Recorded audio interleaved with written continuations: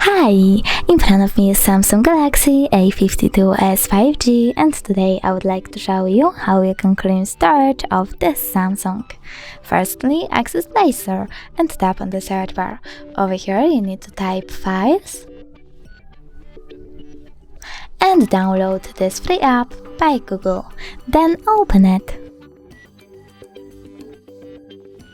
Now just continue, tap on Allow and click on the switcher next to Allow access to all files. Then go back and click on Clean at the bottom left corner. Now choose Clean under Junk Files and tap on Clear. As you can see, storage of my device was successfully cleaned. Thanks so much for watching. If you enjoyed this video, leave a like, comment and definitely subscribe. Bye!